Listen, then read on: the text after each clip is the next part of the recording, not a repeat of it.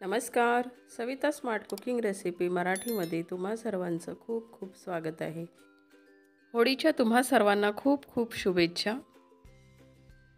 तर आपली recipe Holi special आहे आणि पुरी भाजीच आहे, पण वेगळ्या पद्धतीने आहे आणि हेल्दी आणि टेस्टी अशी आहे आणि बनवायला पण खूप सोपी आहे.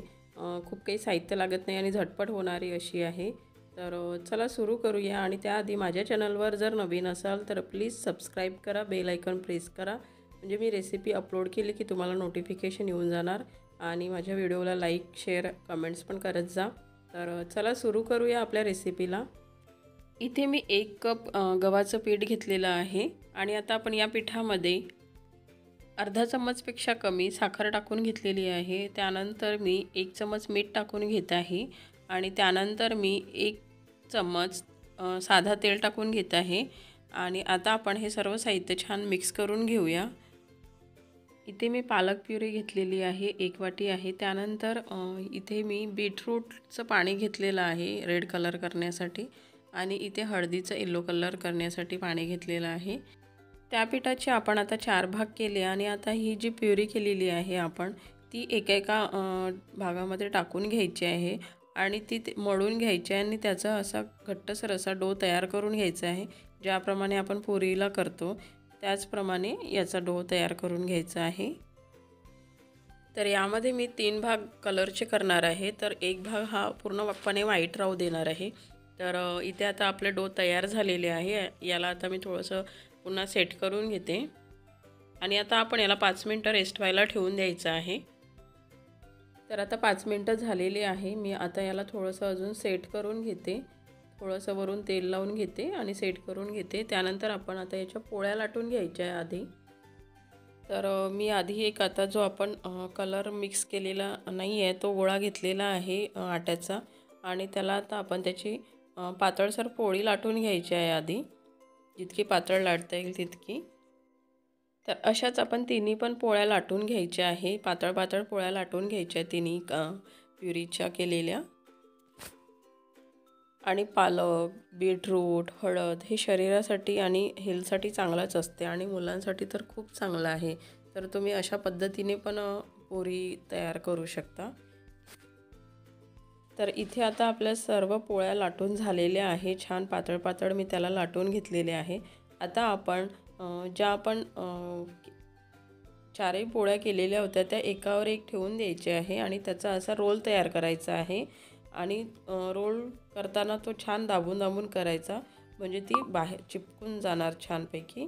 तर मी आता ती प्रोसेस करून घेते.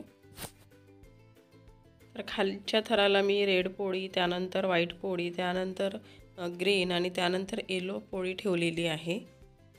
आता आपण छान त्याला दाबून दाबून रोल करून घ्यायचं आहे आणि त्याचा रोल झाला की त्याला पुन्हा असं प्रेशर देऊन छान असं फिरवून घ्यायचं, म्हणजे सगळीकडून छान चिपकून जाणार ते. आणि आता आपण याला छान छोटे छोटे जसं आपण पुरीचा साईज घेतो लाटायला तसं कट करून घ्यायचं आहे. तर मी चाकूच्या साहाय्याने कट करून घेत आहे आणि तुम्ही बघू शकता कलरच्या किती छान लेयर्स आलेले आहेत आणि खूप दिसायला सुंदर दिसत आहे. तुम्ही बघू शकता. तर असेच आता आपण छोटे छोटे त्याला कट मारून घेऊ आणि त्याचे गोळे तयार करून घेऊया.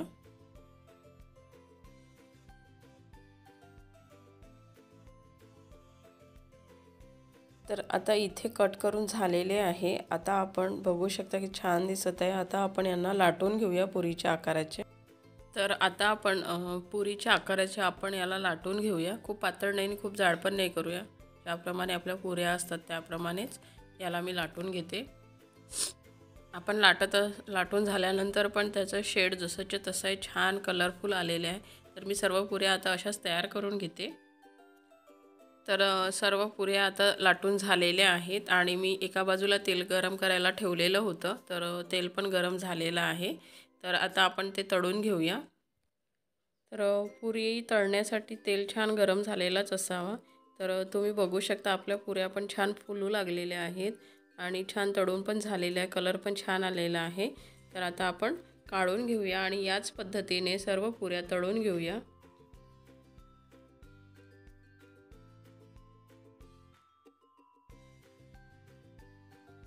तर इथे आपल्या पुऱ्या तळून झालेल्या आहेत आणि आता आपण बटाट्याची सुकी भाजीसोबत आता हे सर्व करूया। तर आहे ना साधी सोपी रेसिपी, नेहमीचीच पुरी भाजी पण वेगळ्या पद्धतीने बनवलेली। तर नक्की बनवून बघा, रेसिपी कशी वाटली ते मला कमेंट्स करून सांगा। अशा छान छान रेसिपीज बघण्यासाठी माझ्या चॅनलवर जर नवीन असाल तर प्लीज सबस्क्राईब करा, बेल आयकॉन प्रेस करा आणि माझ्या व्हिडिओला खूप लाईक शेअर कमेंट्स करा। Thank you for watching.